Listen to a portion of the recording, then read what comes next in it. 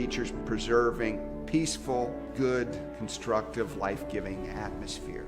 And the way she does that is practicing what Charlotte Mason called masterly inactivity. That as the teacher walks in her office of authority, in an authoritative manner, she does so by practicing this art of masterly inactivity. It's masterful in that the teacher knows precisely what she's doing. It's inactive in the sense that it's not heavy-handed. One of the things that can truly contaminate an atmosphere is the heavy-handed teacher, whose voice is used by pitch or by frequency. You know, I think of the old Charlie Brown, wah, wah, wah, wah, wah, wah, wah. That's the very opposite of masterly inactivity, in which the teacher is trying to control the classroom by the use of her personality, by the use of her words, by the use of her office as a clear means of control. Masterly inactivity is a powerful tool, but doesn't work quite that way. It's a presence. It's a peaceful presence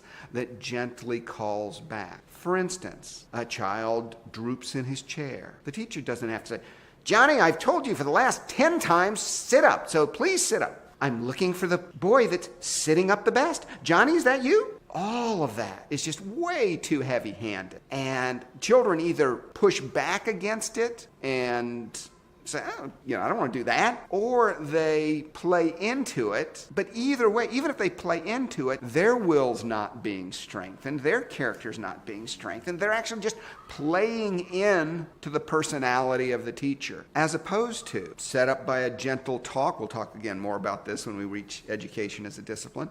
And the teacher just comes in a light touch on Johnny's shoulder, and Johnny immediately sits up straight, because Johnny knows what that means. It's a teacher's supportive hand to call him back to attention. Nothing has to be said. Johnny responds graciously and gently. And so there's a quietness about the atmosphere. There's an ease about it. The teacher doesn't have to lecture loudly or over-explain. A simple question, a simple invitation. In a sense, masterly inactivity works by invitation. And there's something about children that want to respond to a person that meets them with joy and love. If the teacher or parent meets a child with joy and love, that's an open invitation. Most of the time, children will want to move into that. And it just takes a light touch, a light encouragement, a soft, quiet word. It's a presence. I mean, one of the things in terms of masterly activity, we think of the playground. Most any teacher will tell you, when do most of the problems happen? They happen when teachers are not around. They happen out on the playground or in the halls.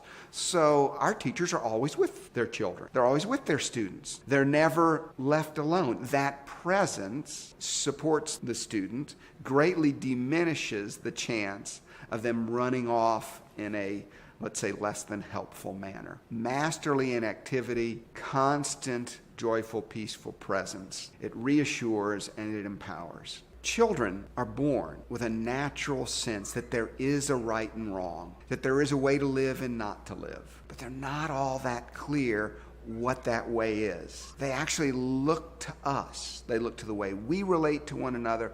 They look for consistency and they look for clarity. And when they see it, it actually brings great relief.